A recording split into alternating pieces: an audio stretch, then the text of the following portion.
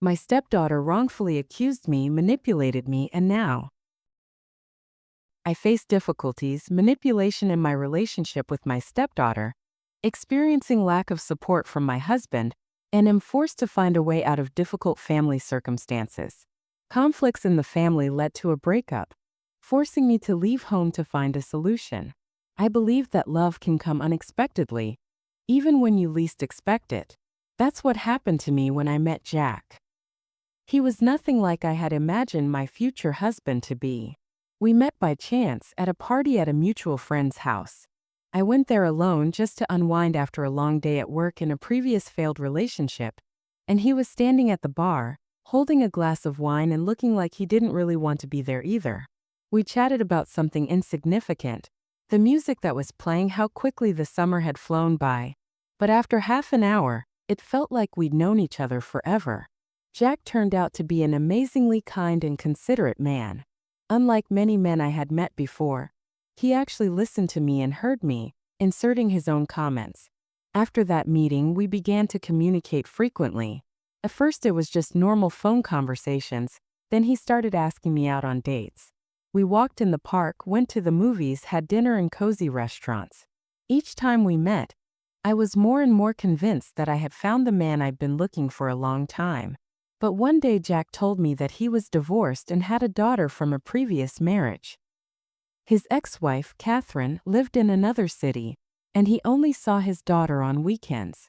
I was a little scared to find out because I had never been in a relationship with a man who already had children, since I didn't have any of my own. But Jack assured me that he loved his daughter and was doing his best to keep in touch with her. We continued to see each other and our relationship became more and more serious. A year later, we decided to get married. The wedding was modest but very heartfelt. Only the people closest to us attended. Jack's daughter, Emily, arrived the day after the ceremony. She was a sweet child, but I noticed a distance between us. Maybe she wasn't used to me yet, or maybe she was just worried about her parents splitting up. The first few months of our life together had been quiet, without any major upheavals. Jack rarely mentioned his daughter, never brought her home, but went to see her regularly, and I tried not to ask too many questions. We had enough of our own worries. Work, household chores, family matters. But soon an event happened that filled me with incredible joy. I found out that I was expecting a child. The news of pregnancy was a real joyful surprise for us. We began to prepare for the arrival of the baby, made plans for the future, imagining how we would raise our child. Time flew by unnoticed, filled with anticipation and awe. Finally, the long-awaited moment came when I gave birth to our son. The birth of our baby boy was one of the brightest moments in my life. When I held him in my arms for the first time, I felt really happy. The world seemed to shine with new colors, and all worries receded into the background. I felt that now we had a new chapter in our life, full of love and joy. When our son turned 2, Jack told me that he wanted Emily to come to our house for the weekend. At first, I was adamantly opposed to the idea. Our family was just beginning to form, and I feared that Emily's presence might upset that delicate balance. But Jack managed to convince me that it was very important to him. He explained that Emily really needed to be with her father, and that she needed to feel part of our family.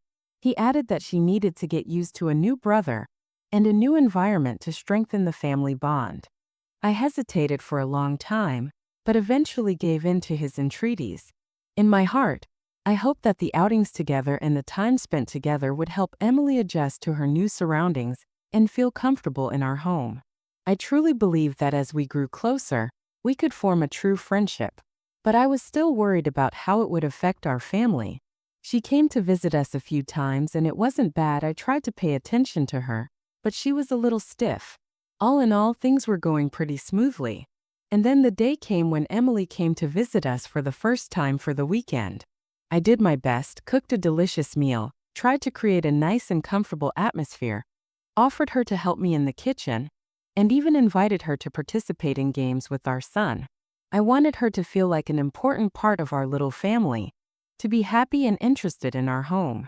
But things didn't work out the way I had hoped. Emily remained cold and aloof, as if there was an invisible wall between us. She practically ignored my son, showed no interest. My attempts to get close to her were met with cold silence or short answers.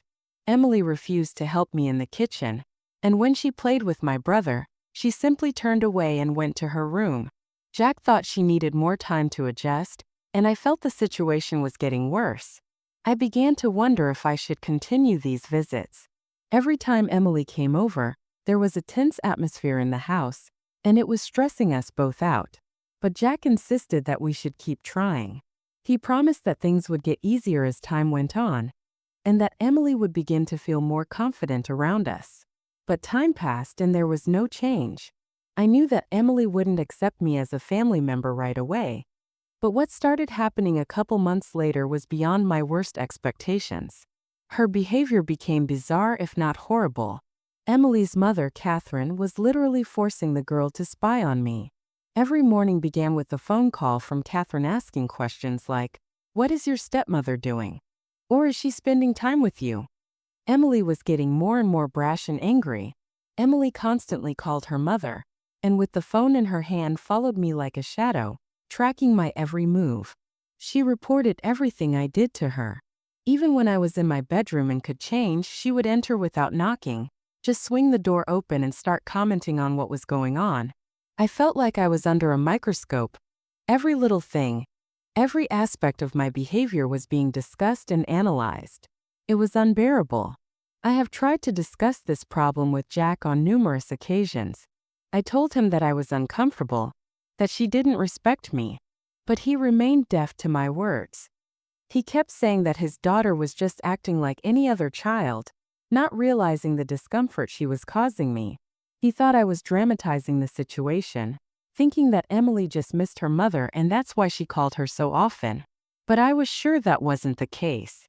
"She's just curious," he said. Kids are always curious about the new people in their lives. But I knew it wasn't just curiosity. It was more than that. Emily was controlling me, and her mother was guiding her through it. I couldn't understand why Catherine was so insistent on making her daughter do this. Couldn't she see that she was only making things worse? Why doesn't she think about the well-being of her daughter, who is obviously going to get worse from these manipulations? They created an atmosphere of mistrust and tension around me, and I didn't know how to deal with it. One day I caught Emily recording our conversations on a tape recorder. When I asked her why she was doing this, she just turned her back and walked away. I was shocked. What could make a child behave like that? This incident caused me deep concern. I couldn't believe that Emily would take such a step. Why would she want to record our conversations? What did she plan to do with those recordings? Or her mother? These questions were swirling around in my head, keeping me on my toes. I turned to Jack again, hoping this time he would hear me. I told him what had happened in detail, explaining how worried I was about Emily's behavior. But instead of support, I got another accusation that I was overreacting to childish antics. He said I should be more tolerant and realize that Emily was just looking for her place in her new family. His response deeply disappointed me. Instead of taking my side and being supportive, he accused me of being overly eager to complicate things. This was painful to hear, especially considering how much effort I had put into creating a cozy environment for the whole family. And finally came the turning point in our family history. Up until now I had tried to remain calm and believe that everything would work itself out, but this incident showed how far the conflict had gone. I was now faced with a choice. Either continue to tolerate the manipulation and lies or fight for justice. My husband came home and found the kitchen a complete mess. Emily, standing amidst the shards of broken plates, sobbed loudly and accused me of being the one who broke everything. She screamed that I had pushed her, that she had hit the corner of the table and now had a red bruise on her arm that was turning into a bruise. She yelled that I was trying to ruin her relationship with her father, that I was a bad stepmother and had no right to be in this house. Her voice echoed in the emptiness of the kitchen, and I stood there paralyzed with shock. I couldn't believe it had come to this. All my attempts to get along with Emily had been in vain. She was now taking every opportunity to make me look negative in front of my husband. My husband, seeing his daughter in tears, With a bruised arm and all the chaos in the kitchen, couldn't help his anger. He started yelling at me, demanding an explanation as to how this could have happened. I tried to tell him that his daughter and her mother had made the whole mess a nightmare. Before my husband arrived, his daughter suddenly started throwing plates on the floor. When I tried to stop her, she sharply pushed herself aside and hit the corner of the table. But he didn't want to listen to me. In that moment, I realized that he believed her over me. I felt like a stranger in my own home, and it was unbearable. The worst part was that my husband, who was supposed to handle the situation and support me and our son, was distant and refused to believe me. I looked at him expecting some kind of understanding, but instead all I saw was anger and frustration. He refused to listen to my explanations, repeating the same accusations. It was like a knife in the back. The man I trusted completely suddenly stopped accepting me for who I was, choosing to believe the version of events created by his daughter and her mother. I felt completely alone in that moment. All my hopes that we could work through the problems together had crumbled. I couldn't understand how I could have ended up in this position. Suddenly, the doorbell rang. It was Child Protective Services. It turned out that Catherine, hearing Emily screaming into the phone, had immediately called the police, accusing me of child abuse. I was arrested right on the spot and spent hours at the station trying to prove my innocence. Fortunately, I had proof. Until a few weeks ago, realizing the situation was getting out of control, I had secretly installed cameras throughout the house. I wanted to capture any suspicious behavior from Emily and show my husband what was going on in his absence. These videotapes became my salvation. The police reviewed the footage and saw exactly what had really happened. Emily had deliberately made a mess to frame me. I was cleared of the charges, but the damage was already done. My reputation was in jeopardy and my husband's trust was shaken. When I got home, the atmosphere was heavy. My husband was sitting on the couch staring at the floor. He didn't know what to say. I sat down next to him and said, "Do you see what is happening? Do you see the game she's playing?"